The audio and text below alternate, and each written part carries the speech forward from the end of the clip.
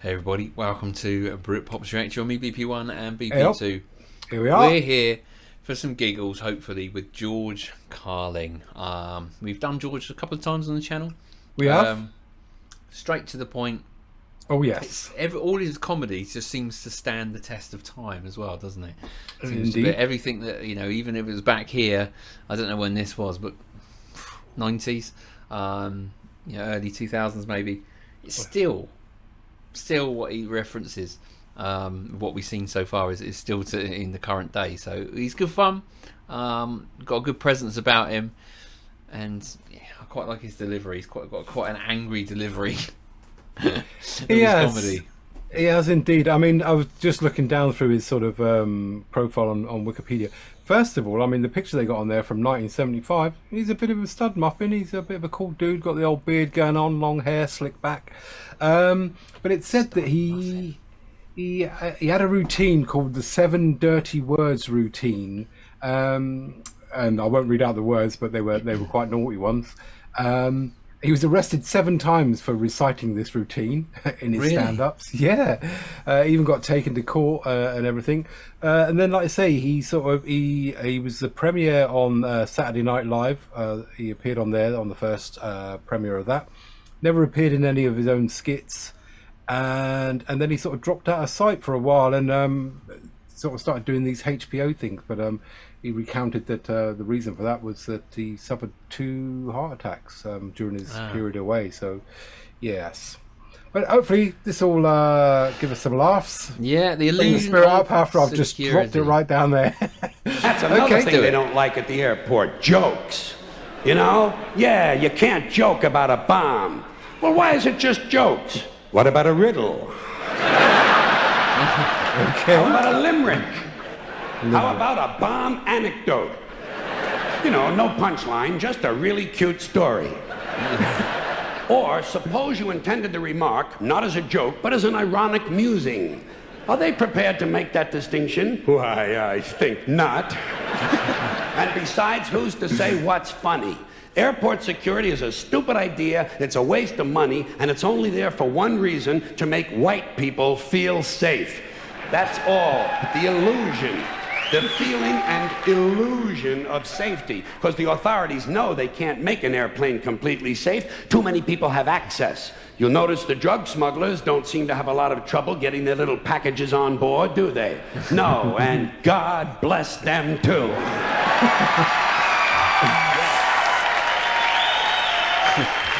Oh. And by the way, an airplane flight shouldn't be completely safe. You need a little danger in your life. Take a fucking chance once in a while, will you? What are you going to do? Play with your prick for another 30 years? What, are you going to read People magazine and eat at Wendy's till the end of time?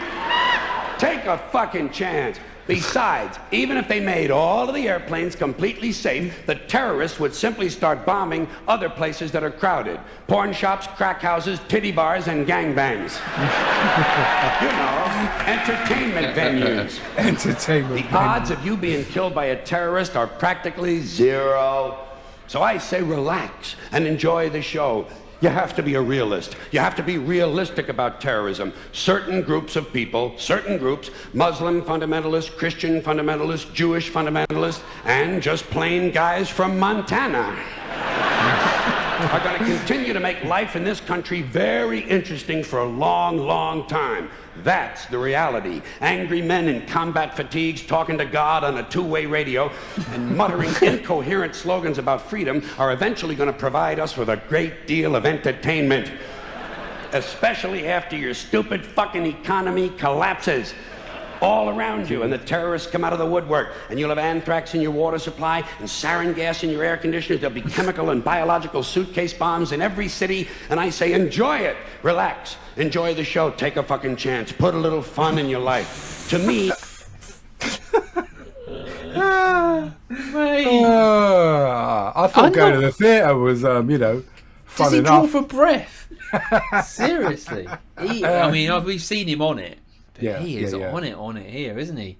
He's really taken it into the next level of Yeah, on it. But he is funny because he does Yeah. say all those things that some people you just sort of thought about once or whatever, or it just comes and goes. But he just sort of festers on that thought, puts it out there, and then just continues to grow it, bombard it. Yeah, I mean, how did the people of Montana react to when this came out? You know, did they all cheer and go, "Yep, that's us"? Montana, yeah.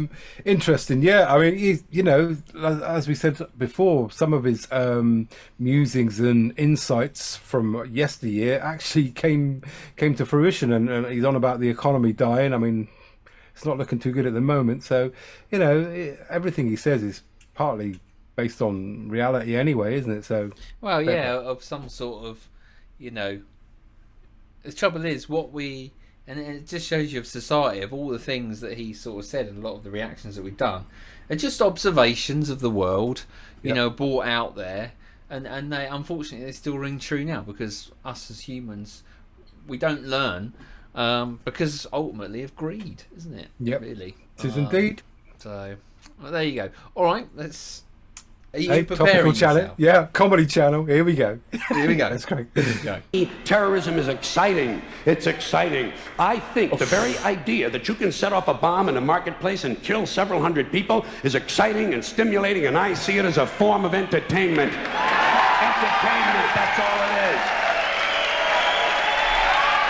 Yeah. Oh my Lord. I can't believe he's getting the clapping and the whistling. But I also know that most Americans are soft and frightened and unimaginative, and they don't realize there's such a thing as dangerous fun. And they certainly don't recognize a good show when they see one.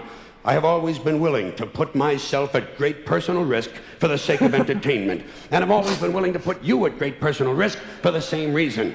As far as I'm concerned, all of this airport security, all the searches, the screenings, the cameras, the questions, it's just one more way of reducing your liberty and reminding you that they can fuck with you anytime they want. As long as you put up with it. As long as you put up with it. Which means, of course, anytime they want. Because that's what Americans do now. They're always willing to trade away a little of their freedom in exchange for the feeling, the illusion of security. What we have now is a completely neurotic population obsessed with security and safety and crime and drugs and cleanliness and hygiene and germs. There's another thing, germs. Where did this sudden fear of germs come from in this country? Have you noticed this? The media constantly running stories about all the latest infections, salmonella, E. coli, hantavirus, bird flu, and Americans they panic easily, so now everybody's running around scrubbing this and spraying that and overcooking their food and repeatedly washing their hands, trying to avoid all contact with germs. It's ridiculous, and it goes to ridiculous lengths. In prisons, before they give you a lethal injection, they swab your arm with alcohol.